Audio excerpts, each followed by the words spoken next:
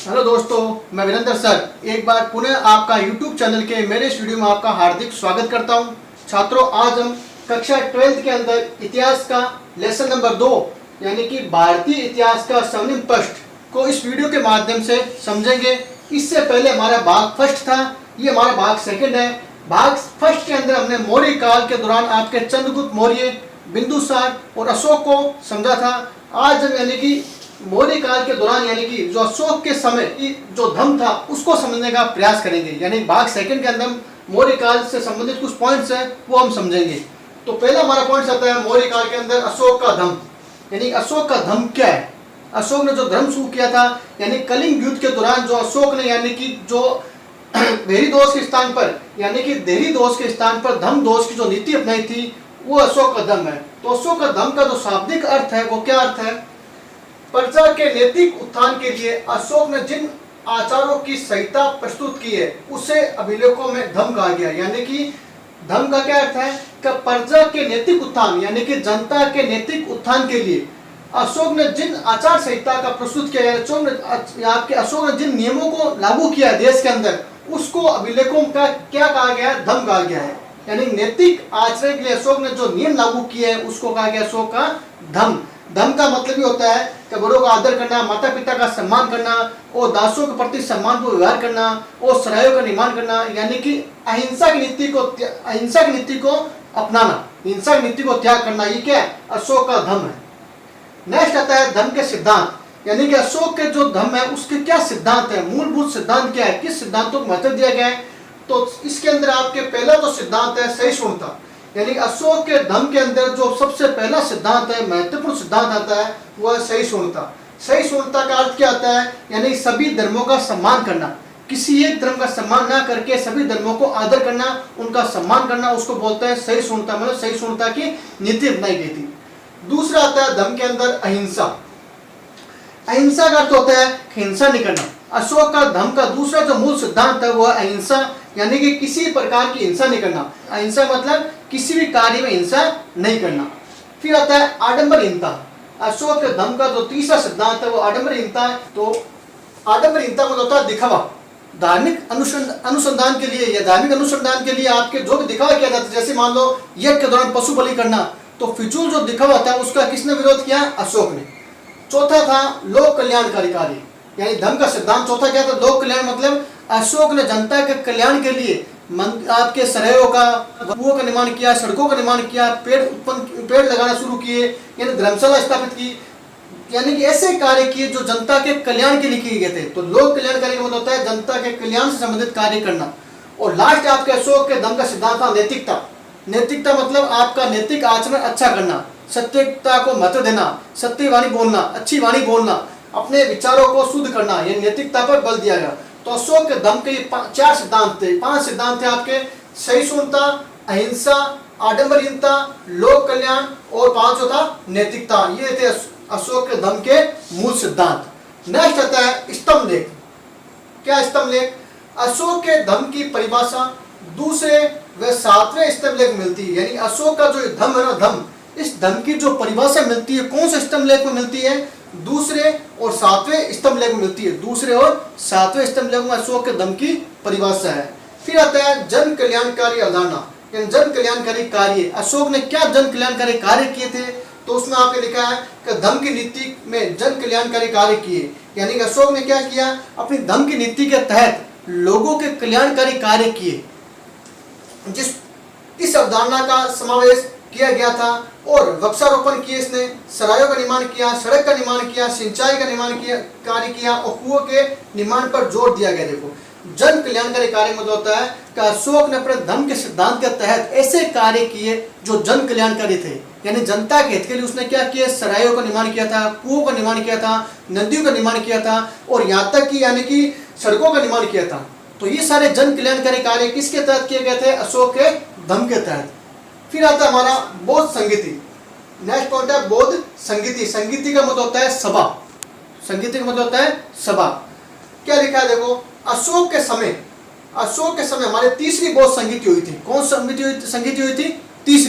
तीसरी संगीति का जो अध्यक्ष था ना वो था मोगलीपुत तीस था। अशोक के समय तीसरी संगीति हुई थी यानी सभा हुई थी, उसका अध्यक्षता किसने की थी? मोगलीपुत्र तिष्ठ ने की थी। राजा उसमें कौन था? अशोक स्वयं था। यानी तीसरी सभा के दौरान राजा कौन था? अशोक स्वयं था। और संघ में एकता व अखंडता स्थापित करना था इसका उद्देश्य। और कहां पर की गई थी ये सभा? पाटलिपुत्र के अंदर। कहां पर की गई थी? पाटलिपुत्र। वैसे भारत के अंदर 4 सभा की गई थी, बौद्ध सभा, यानी कि 4 सभा थी आपके। तो ये तीसरी जो सभा की गई थी वो किसके, राजा कौन था? अशोक के समय की गई थी। और उसका अध्यक्षता किसने की थी? मोगलीपुत्र तिष्ठ ने की थी। और इसका उद्देश्य क्या था सभा का? कि यानी कि संघ में एकता व अखंडता स्थापित करना। और कहाँ की गई थी? पाटलिपुत्र के अंदर। फिर आता है हमारे धम्म नीति का क्रियान्वयन। धम्म नीति का क्रियान्वयन किस प्रकार से किया गया था? तो उसमें लिखा है देखो, युद्ध नीति का त्याग किया गया था। यानी कि अशोक ने क्या कर दिया? यानी कि कलिंग युद्ध के बाद में जो नीति थी युद्ध की, उसको क्या कर दिया? हमेशा के लिए त्याग दिया। यानी कि धम्म की नीति के तहत उसने युद्ध की नीति को क्या कर दिया? हमेशा के लिए त्याग दिया। दूसरा आता है जनता के दुख दर्द और उनकी आवश्यकता को समझा। और उसने क्या किया? युद्ध नीति को त्यागने के बाद में उसने जनता के जो दुख दर्द थे और उनकी जो आवश्यकता थी उसको समझना शुरू कर दिया। यानी कि जनता की जो भी समस्या थी उसको दूर करना प्रारंभ कर दिया। फिर है लोकहित के कार्य किए। धम्म नीति के तहत अशोक ने क्या किए? लोकहितकारी कार्य किए, जनता के हित के लिए कार्य किए। यानी ऐसे कार्य किए जो जनता के कल्याण से संबंधित थे। सिंचाई, कुओं, सरायों का निर्माण कराया। और लोक कल्याणकारी कार्य के तहत उसने क्या क्या किए? सिंचाई के साधन उपलब्ध कराए, कुओं का निर्माण करवाया, सरायों का निर्माण कराया। यानी ये सारे कार्य किससे संबंधित है? लोक कल्याणकारी कार्य। फिर लास्ट पॉइंट आता है पशु बलि पर रोक लगाई और धम्म महामंत्रों की नियुक्ति की। यानी कि धम्म की नीति के तहत अशोक ने क्या कर दिया? पशु बलि पर रोक लगा दी। यानी कि यज्ञों के दौरान जो पशु बलि दी जाती थी उस पर अशोक ने क्या कर दिया? हमेशा के लिए रोक लगा दी। और धर्म के प्रचार के लिए उसने क्या किया? धम्म महामंत्रों की नियुक्ति की। यानी धर्म के प्रचार करने के लिए उसने क्या कर दिया? धर्म महामंत्रों की नियुक्ति की थी। इस साइड में हमारे आता है मौर्य प्रशासन। इस साइड में हमारे यहाँ मौर्य प्रशासन। यानी कि मौर्य प्रशासन किस प्रकार का था? तो इसमें देखो स्त्रोत आता है, स्त्रोत। यानी मौर्य प्रशासन को जानकारी के जो स्त्रोत है जिससे हमें मौर्य प्रशासन की जानकारी मिलती है, तो वो है अर्थशास्त्र और इंडिका। इसको हमने पहले पढ़ चुके हैं वीडियो में। अर्थशास्त्र किस करना है? कौटिल्य की। कौटिल्य की अर्थशास्त्र और मेगास्थनीज की इंडिका। इन 2 किताबों के माध्यम से आप यानी कि मौर्य प्रशासन के बारे में जानकारी प्राप्त कर सकते हो। महत्वपूर्ण किताब है ये, कौटिल्य की अर्थशास्त्र और मेगास्थनीज की इंडिका। प्रथम बार राजनीतिक एकता स्थापित देखी गई थी। यानी भारत के अंदर पहली बार जो राजनीतिक एकता दिखाई दी थी ना, वो मौर्य प्रशासन के दौरान दिखाई दी थी। भारत के अंदर जो आपके प्रथम बार जो राजनीतिक एकता दिखाई दी थी, यानी जो झांकी दिखाई दी थी, वो किस काल में? मौर्य काल के दौरान। दूसरा आता है सत्ता का केंद्रीकरण हुआ था मौर्य प्रशासन के दौरान। यानी सत्ता का विकेंद्रीकरण नहीं हुआ था, सत्ता का केंद्रीकरण हो गया था। यानी सत्ता राजा के हाथ में होती थी। तीसरा गुण आता है उपदा परीक्षण। वेरी मोस्ट उपदा परीक्षण क्या थी? प्रशासनिक अधिकारियों की नियुक्ति से पूर्व योग्यता व चरित्र को परख कर उनकी नियुक्ति की जाती थी। यानी कि उपदा परीक्षण क्या है? कि प्रशासनिक अधिकारियों की जब नियुक्ति होती थी ना, उस नियुक्ति से पहले उनकी योग्यता और उनको चरित्र को परखा जाता था, उसके बाद उनकी नियुक्ति की जाती थी। इस प्रकार की परीक्षा को क्या कहते थे? उपदा परीक्षण। यानी कि एक तरह से साक्षात्कार था उनका। भर्ती होने से पहले ये परीक्षा होती थी उनकी, उपदा परीक्षण प्रशासनिक अधिकारियों की। तो उपदा परीक्षण यानी कि भर्ती से संबंधित है। अब आता है मौर्य प्रशासन के दौरान केंद्रीय प्रशासन। केंद्रीय प्रशासन की दशा कैसी थी, किस प्रकार से था? तो उसमें आता है पहला राजा। केंद्रीय प्रशासन पहला कौन है? राजा। तो केंद्रीय बिंदु प्रशासन का था देखो, यानी कि मौर्य प्रशासन में जो आपकी मेन धुरी था ना, यानी प्रशासन का, वो कौन था? राजा। यानी पूरी पावर किसके हाथ में होती थी? राजा के हाथ में। सारी देख रेख कौन करता? प्रजा की, राजा करता। प्रशासन किसके हाथ में होता? राजा के हाथ में। केंद्र की समस्त शक्तियां किसके हाथ में होती थी? राजा के हाथ में। तो कुल मिला के यानी कि मौर्य प्रशासन में जो यानी केंद्रीय प्रशासन था, उसमें सारी जो सत्ता थी, केंद्र के सारी शक्ति वो किसके हाथ में होती? राजा के हाथ में। यानी सारा प्रशासन किसके दिशा निर्देश से चलता था? राजा के दिशा निर्देश से। दूसरा आता है मंत्री परिषद। राजा के बाद दूसरा है मंत्री परिषद। ये क्या थी? राजा को परामर्श देती थी। यानी मंत्री परिषद क्या करती? राजा को किसी भी कार्य में सलाह देने के लिए क्या होती थी? मंत्री परिषद होती थी। उस मंत्री परिषद के दौरान वो मंत्री क्या करते? राजा को उसके कार्य में सलाह देते थे, सिर्फ सलाह। अब राजा उस सलाह को माने या ना माने वो राजा पर निर्भर करता। फिर आता दूसरा नियुक्ति राजा करता। यानी मंत्री परिषद के जो मंत्री होते उन सब की नियुक्ति कौन करता था? राजा स्वयं करता था। तीसरा आता है आंतरिक परिषद को मंत्रिण कहा गया। देखो, यानी कि मंत्री परिषद के दौरान एक आंतरिक परिषद होती थी। मंत्री परिषद के दौरान एक आंतरिक परिषद होती। उस आंतरिक परिषद की क्या कहते थे? मंत्रिण कहते थे। तो पूछ सकते हैं आप मंत्रिण क्या है? तो मंत्री परिषद में जो आंतरिक परिषद होती है जिसको बोलते हैं कैबिनेट मंत्री, मैन मंत्री जो होते हैं कैबिनेट स्तर के, तो मंत्रिण कहते हैं उसको। नेक्स्ट है 3-4 सदस्य होते थे किसके अंदर? इस मंत्रिण में। आंतरिक परिषद के अंदर यानी कि कैबिनेट स्तर के जो मंत्री होते हैं बड़े स्तर के, उस मंत्री परिषद में यानी उस मंत्रिण के अंदर कितने मंत्री होते हैं? 3-4 सदस्य होते हैं। नेक्स्ट हमारे है अधिकारी। नेक्स्ट क्या है? अधिकारी। यानी कि मौर्य प्रशासन में 18 जो शीर्ष अधिकारी थे, यानी 18 जो बड़े अधिकारी होते हैं ना, शीर्ष मतलब ऊपर के, उन 18 अधिकारियों को बोलते थे तीर्थ कहते हैं। वेरी वेरी मोस्ट इंपोर्टेंट है तीर्थ। तीर्थ क्या था? आपके मौर्य प्रशासन के दौरान जो 18 बड़े अधिकारी होते हैं, शीर्ष स्तर मतलब सबसे ऊपर स्तर के, उन 18 अधिकारियों को क्या बोलते हैं? तीर्थ कहा जाता था। प्रमुख तीर्थ कौन कौन से थे? यानी कि जो 18 तीर्थ थे उनमें प्रमुख कौन कौन से थे? कोषाध्यक्ष, कर्मांतिक, समाहर्ता, पुरोहित, सेनापति। ये सारे जो प्रमुख तीर्थ थे ना, ये राजा के साथ कार्य करते थे, राजा के बराबर कार्य करते थे। तो कोषाध्यक्ष, कर्मांतिक, समाहर्ता, पुरोहित, सेनापति, ये बड़े स्तर के क्या थे? तीर्थ थे। और फिर है 27 अध्यक्षों का वर्णन अर्थशास्त्र के किया गया। देखो यानी कि इन 18 तीर्थ के साथ साथ 27 अध्यक्ष भी थे। इन 27 अध्यक्ष का जो वर्णन किया गया है वो कौटिल्य के अर्थशास्त्र में किया गया है। यानी मौर्य प्रशासन के दौरान यानी 18 तीर्थ तो थे, लेकिन उसके साथ साथ 27 अध्यक्ष भी थे। उस 27 अध्यक्ष का जो वर्णन है वो कौटिल्य के अर्थशास्त्र में किया गया है। वो 27 अध्यक्ष कौन कौन से प्रमुख? तो उसमें कृषि, व्यापार, वाणिज्य, वन से संबंधित इनके सबके अध्यक्ष होते थे। यानी कृषि का अध्यक्ष, व्यापार का अध्यक्ष, वाणिज्य का अध्यक्ष, वन का अध्यक्ष, ये क्या करते? इन सभी की देखरेख करते। तो ये था हमारे अधिकारी।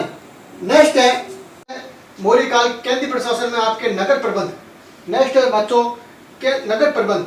नगर प्रबंध हेतु 5-5 सदस्य की 6 समिति होती थी। यानी मौर्य काल के अंदर केंद्रीय प्रशासन के अंदर यानी कि 5-5 सदस्यों की कितनी समितियां थी? 6 समितियां थी। यानी सदस्य एक समिति में सदस्य कितने थे? 5 सदस्य होते थे। तो 6 समितियां थी यानी 5-5 सदस्यों की। नागरिक नगर प्रबंध का अध्यक्ष, यानी कि नागरिक कौन था? नगर प्रबंध का जो मेन अध्यक्ष होता था उसको बोलते थे नागरिक, यानी नगर प्रबंध की व्यवस्था करता है। फिर आता है गोप स्थानिक, इसके सलाहकार थे किसके? नागरिक के। यानी नागरिक को उसके कार्य में सलाह देने के लिए कौन थे? गोप स्थानिक, इसको क्या करते थे? सलाह देते थे। फिर आता है गुप्तचर। केंद्रीय प्रशासन के दौरान गुप्तचर का कार्य था, गुप्तचरी कार्य करते थे, यानी सूचनाओं का समावेश करना, सूचनाओं को इकट्ठी करना। यानी कि पूरे राज्य की जो सूचना होती है वो सूचना कहाँ तक पहुंचाते? राजा तक। तो गुप्तचर का कार्य क्या कार्य होता था? सूचनाओं को एकत्रित करना। तो 2 प्रकार के गुप्तचर होते थे, एक संस्था, एक संचार। संस्था क्या थी? एक स्थान पर रहकर क्या करते? सूचना प्राप्त करते। संस्था क्या थी? एक स्थान पर रहकर सूचना को प्राप्त करना। वो कौन थे? संस्था के। संचार क्या था? संचार मतलब घूम कर, यानी कि अलग अलग स्थानों पर घूमकर सूचनाओं को प्राप्त करना, उनको इकट्ठा करना, वो कौन कहलाते थे? संचार। तो संस्था और संचार गुप्तचर के 2 भाग थे। फिर आता है न्याय। यानी कि मौर्य काल के केंद्रीय प्रशासन में न्याय कैसा था? तो 2 प्रकार के न्यायालय थे उस समय। एक था धर्मस्तरीय, एक था कंटक शोधन। धर्मस्तरीय को दीवानी मामले कहते थे और कंटक शोधन को फौजदारी मामले कहते थे। ये 2 प्रकार के वेरी मोस्ट न्यायालय थे, धर्मस्तरीय, कंटक शोधन। यानी कि दीवानी मामले और धर्मस्तरीय मामले कौन से होते थे? जैसे जमीन संबंधी मामले या चोरी के मामले, यानी छोटे स्तर के जो भी मामले होते हैं वो किस में आते हैं? दीवानी मामलों के अंदर। और फौजदारी और कंटक शोधन में बड़े स्तर के, जैसे मान हत्या का, लूट का, ये जो भी बड़े स्तर का जो मामला आता था वो किस में आता था? फौजदारी न्यायालय के अंदर। और फिर आता है राजा, सर्वोच्च न्यायाधीश होता था। यानी कि मौर्य काल में केंद्रीय प्रशासन के दौरान राजा था, मैन न्याय करने का अधिकार किसके पास था? राजा के पास में था। लास्ट लिखा है नेक्स्ट आपके राजस्व प्रशासन।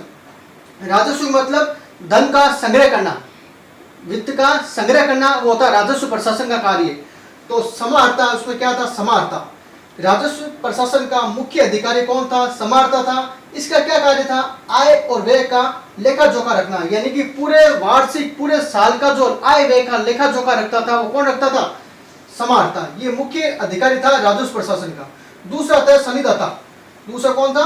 सनिदाता। इसका क्या कार्य था? राजकीय कोष का मुख्य अधिकारी। यानी कि जो राजकीय कोष, कोष मतलब धन, यानी खजाना, तिजोरियां। राजकीय कोष का जो मुख्य अधिकारी होता है उसको बोलते हैं सनिदाता। तो समाहर्ता और सनिदाता ये राजस्व प्रशासन से संबंधित क्या थे? मुख्य अधिकारी थे। और नेक्स्ट हमारे लास्ट हमारे केंद्रीय प्रशासन में वो है जनोपयोगी कार्य। जनोपयोगी नाम से पता चलता है कि जनता के कल्याण के लिए जो कार्य होता है जन उपयोगी, जनता के कार्य के लिए यानी जनता के कल्याण के लिए जो कार्य है वो जन उपयोगी कार्य है। तो जन उपयोगी कार्य में उसने क्या कार्य किया? सिंचाई, सड़क, कुओं, चिकित्सा, सुधार, यानी मौर्य काल के दौरान सम्राट अशोक ने यानी कि आपके सिंचाई, सड़क, कुओं, चिकित्सा, सुधार आदि बहुत से कार्य किए जो जनता के कल्याण से संबंधित कार्य थे। तो ये हमारे सारे पॉइंट थे। केंद्रीय प्रशासन यानी मौर्य काल के दौरान केंद्रीय प्रशासन किस प्रकार का था, ये सारे पॉइंट हमारे केंद्रीय प्रशासन के संबंधित थे। तो आज का वीडियो हमारे इतना ही था। नेक्स्ट भाग में हम मौर्य प्रशासन का जो दूसरा भाग है उसको हम नेक्स्ट वीडियो में करेंगे। तो मेरा वीडियो आपको कैसा लगा मुझे जरूर कमेंट बॉक्स में कमेंट कीजिए, आपकी समस्या को दूर किया जाएगा। मेरे इस वीडियो को आप ज़्यादा से ज़्यादा शेयर कीजिए और आप मेरे नेक्स्ट वीडियो से अगर जुड़ना चाहते हो तो मेरे इस चैनल को सब्सक्राइबर कीजिए ताकि आप मेरे नेक्स्ट वीडियो से जुड़े रहो। तब तक के लिए जय हिंद, जय भारत।